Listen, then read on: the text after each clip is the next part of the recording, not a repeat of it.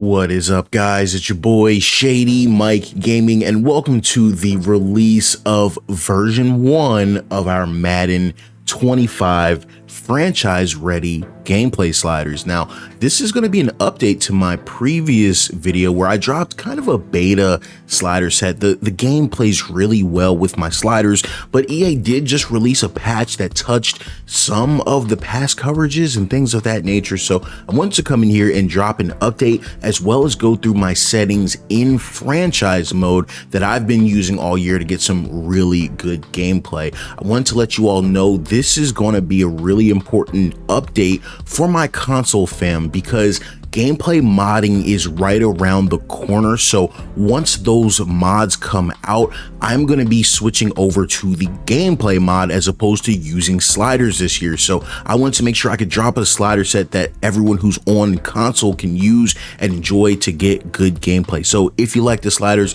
please do like the video and subscribe for more Madden 25 related content. All right, so this video is going to be about franchise sliders. So you're probably asking, well, why are we in the main menu then? Well, there are a few, there is one rather setting that you cannot change in your franchise. So we're going to go down to settings and then we're going to go down to edit settings, and we're going to, all of this information is accurate, but we are going to scroll all the way to the bottom and we are looking for physics-based tackling, y'all. I have this at 0.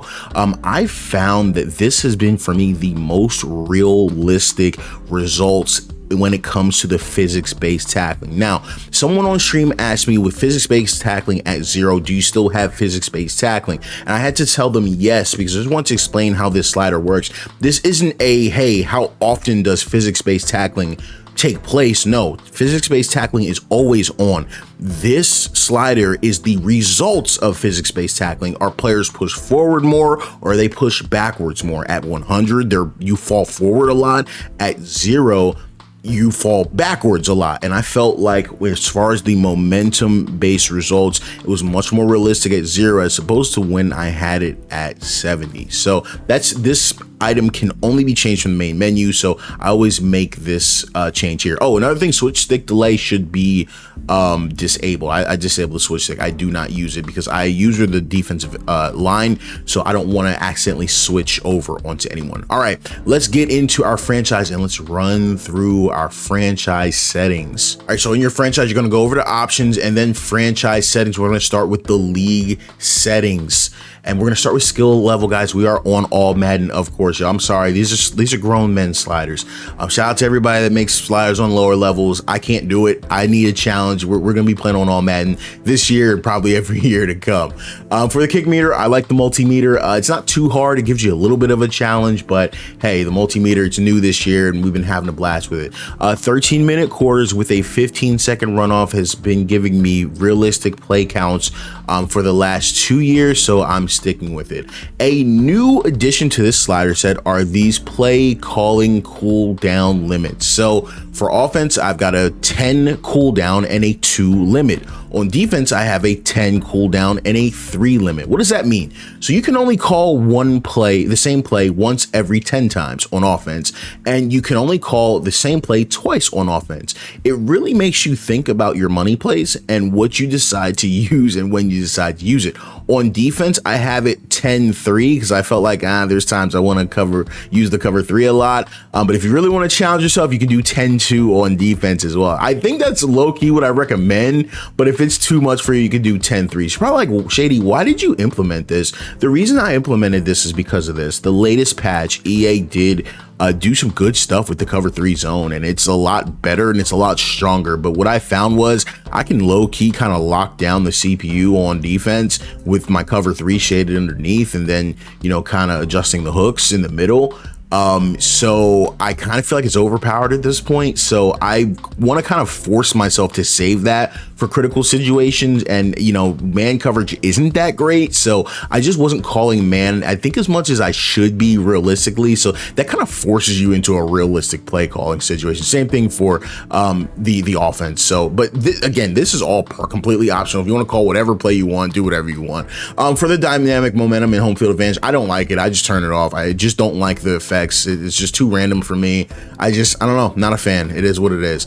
All the team settings here, these are personal preference. If you want to do everything yourself, keep everything in manual. If you want the CPU to do stuff for you, you can put it at auto. Auto progress players, I have that off. I've got the auto progress talents off. I've got tutorials off. I don't need any of that. Trade deadline I've got on. Trade type is enable all. The trade difficulty is normal. I find that it's fine with it at normal. Salary cap is on. Free agency motivation impact, I like this at very high. You can really struggle. Sometimes you have to overpay to get guys in a situation they don't want to be in. I feel like that's realistic. I've got practice squad stealing on, relocations off. Staff talent cost modifier is completely personal preference. I've got it on fast. You can put it on slowest. You can put it wherever. I'm not a big fan of the RPG stuff, so I just put it on fast. Give me my points, and we move forward. So I've got injuries and all the pre-existing injuries on. One thing I have off, y'all, is progressive fatigue. I don't like progressive fatigue. I think it's never really worked right in any Madden, especially since I use 85 fatigue in game.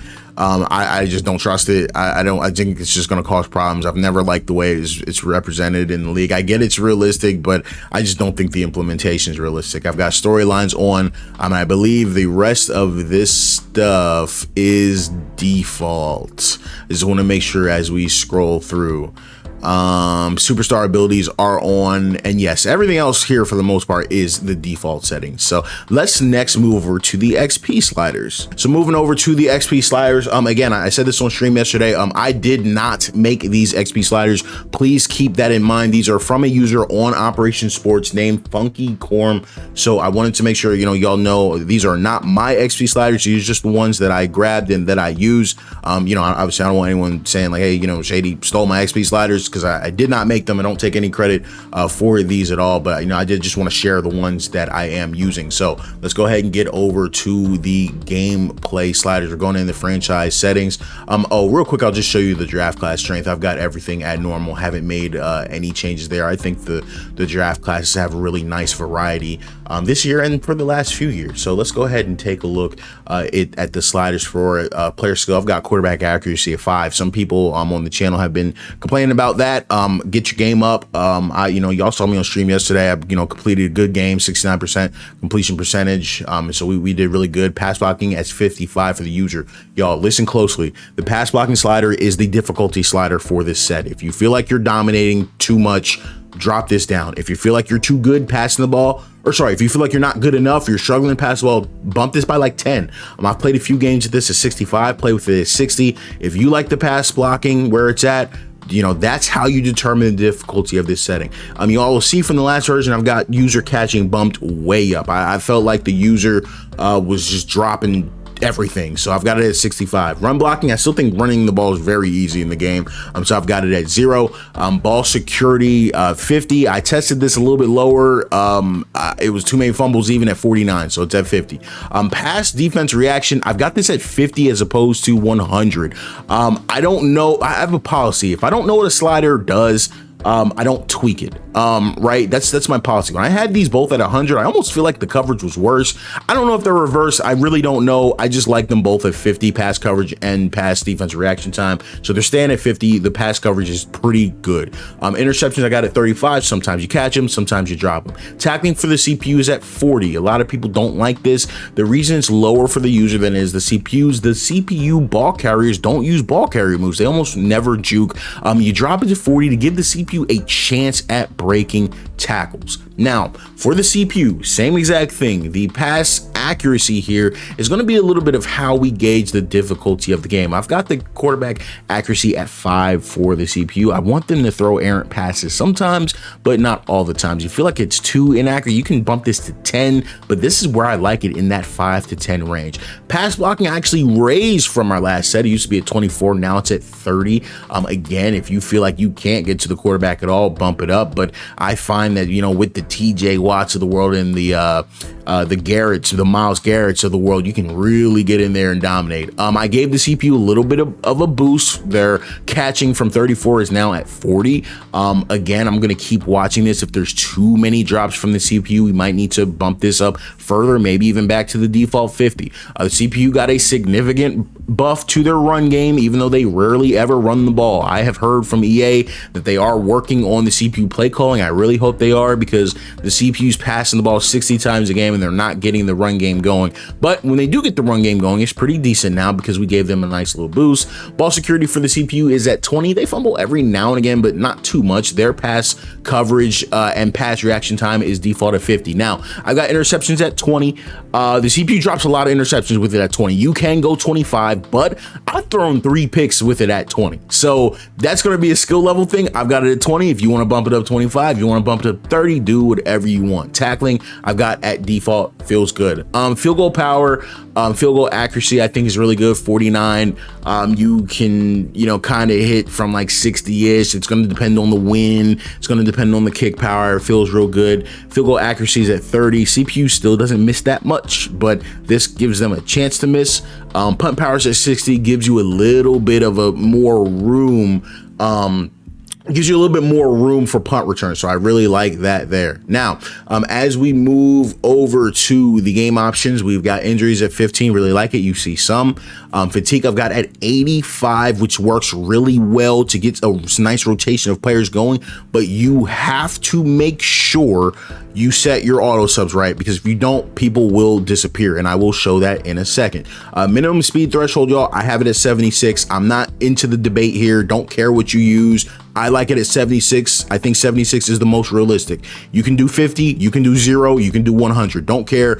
This is my set. This is what I use. I'm very happy with the results at 76. If you change it, feel free to change it, but your experience may vary. Now, as we scroll through the penalty sliders, I believe these have a significant impact on the aggressiveness of the gameplay. These are the penalty sliders that I use. However, with this set, you are not going to consistently get penalties called. If that bothers you, I will provide an alternate slider set or an alternate penalty set that will get you a consistent amount of penalties called, but the gameplay may not be as good. I don't know on what planet I would sacrifice gameplay for penalties, but it seems to be a big complaining point for a lot of people. So I'll put it on the screen and make sure you all have the alternate penalty sliders for those of you that want the alternate penalty sliders. Real quick, y'all, let's navigate over and take a look at the auto subs. These are going to be very important because with where our fatigue is, this is going to get you a good rotation of your players. We've got the most important one is the running back sub in and out. I had to do a lot of testing here. This was the setting, the most aggressive setting that I could find that would make your running back not disappear with where we have the fatigue at. And then we take a look at the defensive side of the ball. This will get you a really nice rotation with your defensive line based on where the fatigue is. A lot of y'all have asked me, do auto subs impact gameplay? I do not know, because I've been using the same settings. So this is what I use. I just wanted to make sure I provide them to you in this process. Y'all, that is going to do it for our Madden 25 franchise ready sliders. Y'all, again, if you like the content, please do like and subscribe on the way out. Keep it locked to the channel because the modded Madden gameplay is going to be right around the corner. So I'm extremely excited for that. I've already had the opportunity to play the game modded. Right now I am just waiting for the modders to give me the go ahead that we're allowed to share the gameplay that we have collected. But I'm so thankful to you all for all the support on the channel, y'all. I'll catch you in the next one. It's your boy Shady. I'm signing out. Peace. Threes.